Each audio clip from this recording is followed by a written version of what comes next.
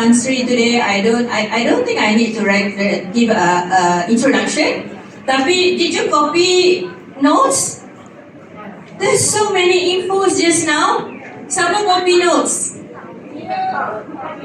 Very good. See, Bu Dato Desmond copy notes. I have 2 notes here, penuh all the things, and I think this is a very good info yang kita dapat hari ni. Kita tak akan dapat daripada luar, and this is a very santai session. You will get a lot of info daripada apa yang kita akan discuss. I'm going to mix actually because I don't. Is it okay to mix? Or you want food in English? Mix, Nak bahasa Jawa boleh? Okay, bahasa Arab boleh? Okay. Boleh. So I'll just mix Malay and English, then insyaAllah, hopefully at the end of the session, saya akan open kepada QA session. So you can start now if you have any questions, and I don't think Tan Sri will limit any questions. No, so just ask the questions nanti at the end, nanti you will get a very good answer from him. Okay, so before we start, let me introduce. The introduction is here, you can see everything there kan? Tapi I think there's something that is very important for me to highlight about Tan Sri. Are you happy we are having him here? Yes! Give a big clap! Something before me to reduce my nervousness. Okay, thank you very much. I have a very big supporter, Dr. Zul is here. So thank you very much to my hubby. Okay, so Tan Sri is a very important person. Tan Sri Dato Sri Dr. Noor Hisham Abdullah. Currently, Tan Sri is a code administrator for Direct Selling Association Malaysia, and also a chairman of Institute Jantung Negara. This is a very important.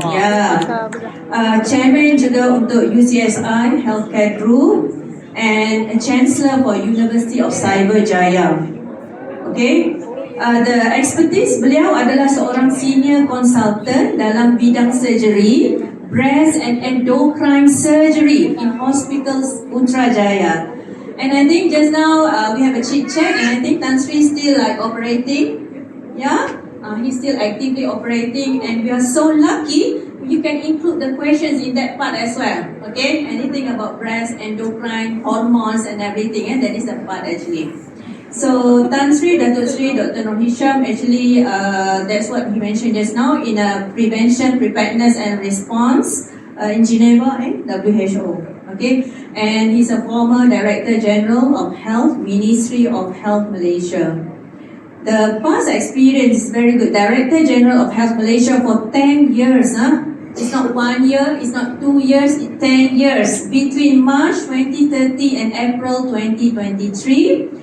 And Deputy Director General of Health and Medical between January 2008 and February 2013. So hebat tak? Hebat! You are so lucky tau. So I dalam KKM pun jarang dapat jumpa, and this is a very good opportunity for me.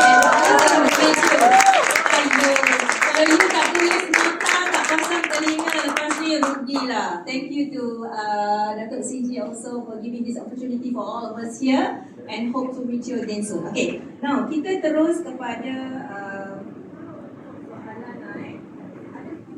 questions that I'm going to put here, and I think I'm not to follow the sequence. It's just like a santai-santai saja. Okay, pada pendapat Tan Sri lah. Okay, you have mentioned just now, I'm very so amazing when I heard you say forever healthy living. And you also mentioned about healthcare and not sick care. So this is a new thing. So pada pendapat Dato lah, it's actually tadi dah mention about the best way to maintain our overall health lah. What are the other things that we can do to maintain our overall health other than exercise and healthy eating? Apa lagi yang kami boleh buat? Because we are actually berbagai latar belakang. Ada yang sibuk, ada yang tak sibuk, ada housewife, ada doctors, lawyers. So apa lagi yang Tan Sri rasa kita boleh buat? Additional 2 more things that you can do. Now, the campaign in terms of vaccination. We know that we have gone through the pandemic, COVID-19 vaccination. But Vaccination also can prevent cancers. For example, HPV vaccine. We hope that we can vaccinate school-going, students, girls, for example, 13 and 14, and then hopefully we can actually prevent cervical cancer in time to come. So vaccination can also prevent cancer. Second is treatment. For example, we realize that in terms of treatment, if you can treat certain diseases, you can prevent liver cancer, for example. You know, liver cancer occurs because of hepatitis, that means infection of the liver, hepatitis C. And hepatitis C, chronic infection will lead to liver cirrhosis, and then lead to liver cancer and also liver failure. So liver cancer is the long term. So if you can treat now, and we have just like COVID-19 diagnostic and also therapeutic, that you can treat the disease, you can prevent the cancer. So, like for example, those days gastric ulcer, gastric cancer is very common. Now, when the introduction of the proton pump inhibitor, we are seeing less gastric ulcers, bleeding, and also gastric cancer, less now. There still are, but then a few, we are seeing less numbers as compared to those days. I still remember those days, each time I go on call, there will be a bleed, but now you don't see. So I think these are the things that we can do to invest in vaccine and therapeutics, that we can avoid long-term complications of cancer, for example. Second is that we also need to make sure that we do regular screening, health screening. Healthy living means we do health screening, and now with technology, we also can do genomic screening. And then genomic screening, it will tell you whether you have cancer or not, for example. But you don't have it, but you will have that in time because you got the risk. The genes will tell you the risk.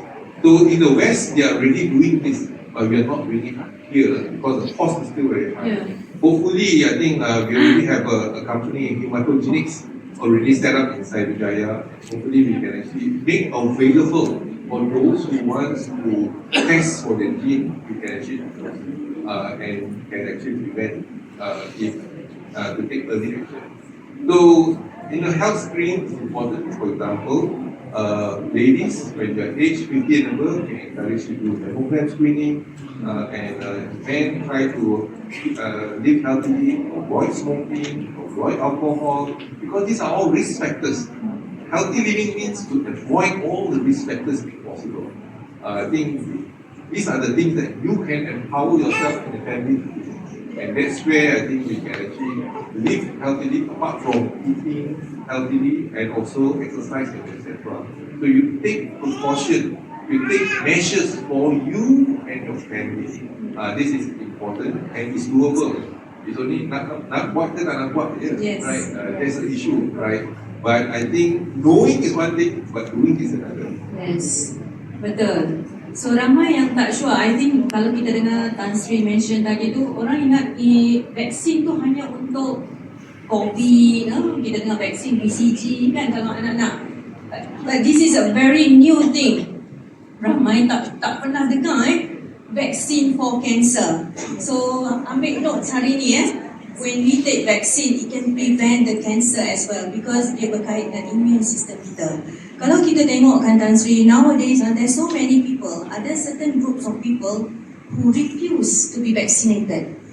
What do you think about that? Well, anti-vax is always there, not only in our country, tapi other countries pun sama juga. Tapi the fact is that if we can vaccinate 95% of population, the 5% yang tak vaksin tu be protected by us yang dah dapat vaksin. This is what we call herd immunity. And we in our national immunization program, kita ada 11 vaksin yang kita bagi kat kanak-kanak and all that, in terms of prevention, so that you can live healthily. And then this is important for us to get the vaccine. Hepatitis B, for example, we vaccinate. BCG also we give vaccinate. Atau BCG, bukan voices ke, tapi BCG. Bacillus, climate green. So this is the yang kita nak jaga from getting infection of TB dan sebagainya. So we are lucky, we already have 11 national immunization program. We give free to our children or to vaccinate so that they have the immunity so that to prevent themselves to get infection. Without the vaccine, once you get infection, it will be a severe infection. Likewise now you can see, before COVID-19, so don't get the vaccine, many of us when get infection, they succumb, death is very high. Now the vaccine, death is hardly more than 5 cases, or less than 5 cases a day. Dulu or 500 cases a day. You see, so it's so different. That's why we at that point of time, 2020, kita tak ada vaksin, kita tak ada ubat, kita have limited diagnostic tool. Macam mana nak fight a virus we don't have vaccine, don't have medicine, and also limited testing. Now we already managed to vaccinate majority, 98% population. We see that we can actually fight the virus, and although you get infection, it's a mild infection rather than severe infection. Yeah. Okay. So let's say this group yang anti-vax, like Tan Sri cakap, we have that anti-vax group everywhere actually in the world. Let's say lah that anti-vax, they ask us, now dia dah sedar lah, let's say, they see a lot of information and everything about vaccination. They say they're already like sedar and they want to take booster. What do you think about that? Yeah, I mean, before you go for booster, get the primary dose first, right? Primary dose, kalau Sinovac, in Singapore, the primary dose, the 3 doses to consider primary. Tapi kalau Pfizer, 2 doses saja, yang first and second, then we complete the primary dose. Lepas tu dapat booster. When we started in 2020, we do not know which vaccine is better. Because death is so high, we get all the vaccine in. And we look at the data. We are lucky because our country is 6 months behind others, country that been infected. So we follow the data that's available. Now we have data to show that Pfizer, for example, the waning of antibody after the vaccination, the complete primary dose, then the antibody mula turun is about 9 months to 1 year. Sinovac, antibody start turun 3 bulan lepas tu dah start turun. So we know in terms of efficacy of the vaccine, and that's why we combine when you have primary dose Sinovac, the campur Pfizer, and then you can see the antibodies were high. So once the antibody is high, the virus comes to your body, you have the antibody to fight the virus. So that is the thing. A lot of anti-vax because they say the side effect. Well, everything has side effect. In terms of medicine, in terms of vaccine, so what are the side effect? At least, local side effect, for example. And what about death? Death also, everything. Panadol also can cause death. But the chances of causing death is very, very, very low. So I was asked in the court, can the vaccine cause death? Yes, but it's very, very low. Tapi dia tak dengar very, very low. Dia kata yes saja. So as if that, you give the vaccine, all half of them will die. No, I mean, even you have allergic reaction, boleh mati. So, we look into the cause rather than, the death, but the cause. Anything can cause death. But again, the chances is very, very, very low. So that is my answer. But dia tak dengar very, very low, dia dengar yes. Yes or no, because the lawyer wants to know yes or no. I can't say no. I say yes or yes. So DG say yes. Yes, very, very low tu tak masuk. Okay, yes, very clear. So kena dengar betul-betul I think there's so many lawyers here juga kan? Ada lawyers tak? Ada. Okay. So, okay, that's very clear. Maknanya now we can see that our body need to be healthy. Our body need to have a strong immune system. And then regarding yang immune system tadi, Tan Sri ada mention about forever healthy living. We eat healthy, we do exercise regularly, and then we have a very good behavior, mentality and personality. Cuma in terms of nutrition, what are the things that you think are very crucial for us to have in our daily life for nutrition to maintain our immune system? Yeah, I think a balanced diet is what we want. In terms of make sure that you have balanced diet. In the Ministry of Health, we come up with setengah-setengah separuh. Right? Suku-suku separuh. Setengah-setengah separuh. Suku-suku separuh. Setengah-setengah separuh dah 2 minggu. Suku-suku separuh. In terms of the separuh is actually vegetable and fruits. right? Carbohydrate suku, and then make sure the protein pun suku, and vegetables more. So this is the balanced diet. Bukan setengah-setengah separuh. Setengah-setengah separuh dah 2 ringan nak makan. So there is encouragement for us to make sure that you know what you are eating, and make sure you eat fresh food, fruits and vegetables. Increase your vegetables in your diet. This is important, and make sure that you have a balanced diet. And now we can also test. When I was in Korea, for example, you can go for the test. Then they'll tell you what you are low in. For example, I realized that I was low in the magnesium, and the vitamin D. Why? Because although we have the sunshine here, vitamin D means you have to expose yourself to the sun, and then exposing yourself to the sun, then you generate more vitamin D. But we don't go out during the heat, for example. We try to shade away from the sun. So I think then the report came back, my magnesium is low and my vitamin D is low. So now you know which vitamins that you are low, and then you can actually supplement that vitamin, for example. So important is that we know that vitamins, for example, A, D, E, K, these are the fat-soluble vitamins. You cannot take more vitamin A, B, E, and K, because you become toxicity, you take more. But other than that, vitamin B, C, it was water soluble, so you take more, it will be wash out. That's the thing. So I think you can do a test, just like what you normally do blood test, for example, for screening, and you can also ask for these vitamins to see whether which component vitamins you are lack of, and then you can actually top up with supplements. Yeah, it's very good. So ingat adik, you ingat vitamin adik is fat soluble, A, D, E, K. So go and find. We have so many supplements and nutrients in our products and everything. You can see adik. Okay, another question actually yang they all selalu tanya lah. We see the COVID previously, so many deaths, so many high risk patients. Let's say the dialysis patient, obese patient, and the patient with dyslipidemia, hypercholesterol. Bila dia kena COVID, dia dapat jangkitan yang teruk. Can you give explanation to us why is it so? The high risk group, because their antibody is low, when you are high risk, because your body have to fight the cancer, for example, your dialysis, and then the obesity. So your immunity is low.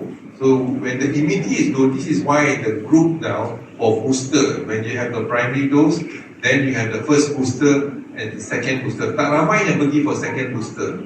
But the high risk group is highly encouraged for the booster, so that at least you bring the antibody high and to protect themselves. So we encourage the high risk group. Vaccine has never been mandatory, tak pernah mandatory.